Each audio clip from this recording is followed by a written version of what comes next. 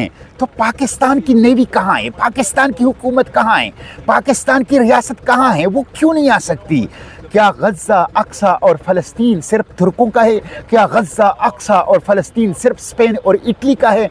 क्या हमसे पूछा नहीं जाएगा? क्या हुक्मरानों से पूछा नहीं जाएगा? इसलिए हुक्मरानों पर दबाव बढ़ाएं, पार्लियामेंट के सामने जाएं, सूबाई असम्बलियों के सामने जाएं, शहरों, देहातों, चौकों और चौराहों, तालीमी इदारों, प्रेस क्लब और बार एसोसिएशन में एहतजाज करें। कहाँ है पाकिस्तान? पाकिस्तान को लीड करना चाहिए था, पाकिस्तान को आगे आना चाहिए था। जब पूरी दुनिया का एक इत्तेहाद बन रहा है गज़ा के लिए, पाकिस्तान क्यों लाताल्लुक है? पाकिस्तान क्यों दूर खड़ा है? पाकिस्तान क्यों गैर जानिबदार है? पाकिस्तान क्यों खामोश है? इसलिए ये वक्त है, फैसला कुन वक्त है।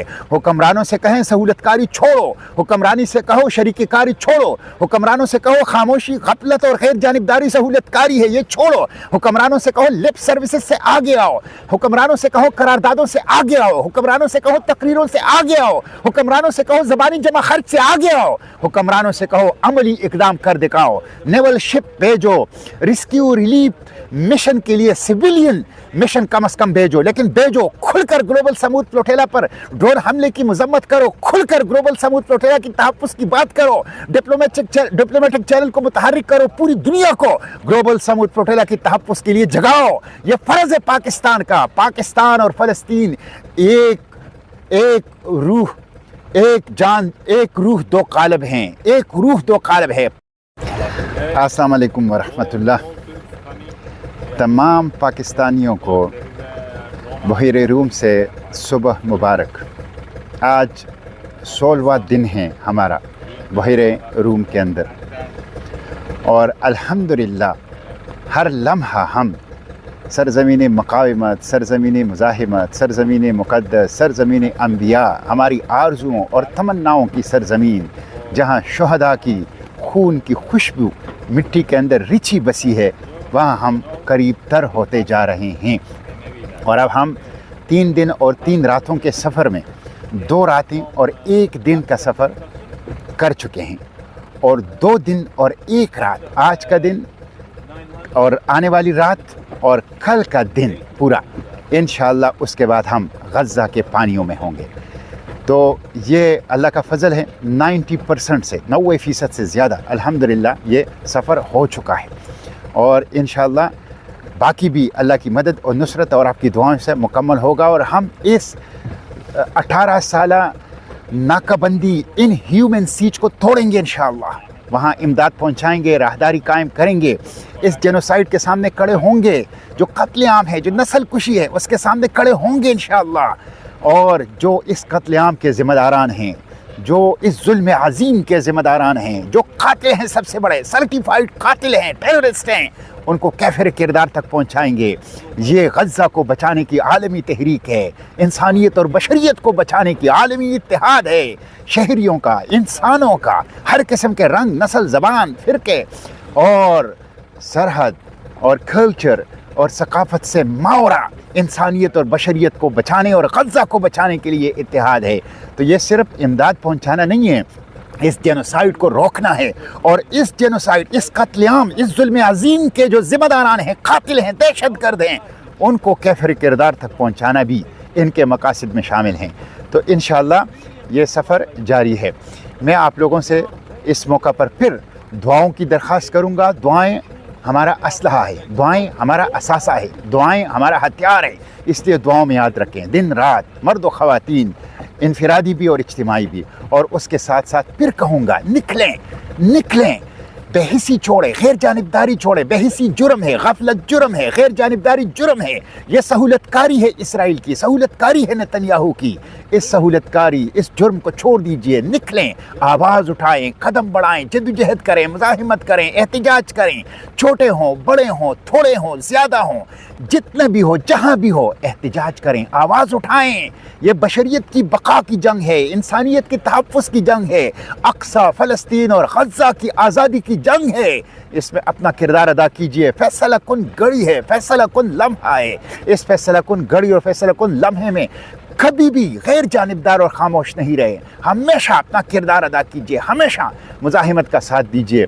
मुझे दुख इस बात का है कि पाकिस्तान की हुकूमत, पाकिस्तान के हुक्मरान, पाकिस्तान की रियासत क्यों लाताल्लुक़ है। وہ کہ جن کے بانی نے قائد اعظم علیہ الرحمہ نے پاکستان کی آزادی سے پہلے فلسطین کی آزادی کی بات کی، جس نے پاکستان کی قرارداد پیش کرنے سے پہلے 1940 میں فلسطین کی آزادی کی قرارداد پیش کی، وہ پاکستان، اس کے حکمران، اس کے جرنیل کیوں خاموش ہے؟ اب یہاں پر آج ہمیں ایک یورپین این جی او نے ایک مکمل شپ بھیجی ہے جو کہ ایک پورا ہسپتال ہے، اس میں ہر قسم کی ایمرجنسی، ہر قسم کا علاج معالجہ ہیں۔ اگر یورپ کے این جی اوز یہ بیچ سکتے ہیں، اور ابھی ترکی کے ملٹری شپ آئے ہیں، میں آپ کو دکھاتا ہوں، یہ آپ وہ دور جو نظر آ رہا ہے یہ ترکی کے ملٹری شپ ہیں، اور یہاں پہ بھی اگر آپ کو میں دکھا سکوں یہ 2-3 آئے ہیں، یہ انٹرنیشنل واٹرز میں ہماری ساتھ ایک طرح سے تقویت دینے کے لیے لڑنے کے لیے نہیں آئے، لیکن کم از کم اظہار ہمدردی کی ہے، اظہار یکجہتی کی ہے۔ ایمرجنسی کی صورت میں ہمیں ریسکیو اور ریلیف کے کام کر سکتے ہیں۔ تو پاکستان کی نیوی کہاں ہے؟ پاکستان کی حکومت کہاں ہے؟ پاکستان کی ریاست کہاں ہے؟ وہ کیوں نہیں آ سکتی؟ کیا غزہ، اقصی اور فلسطین صرف ترکوں کا ہے؟ کیا غزہ، اقصی اور فلسطین صرف اسپین اور اٹلی کا ہے؟ کیا ہم سے پوچھا نہیں جائے گا؟ کیا حکمرانوں سے پوچھا نہیں جائے گا؟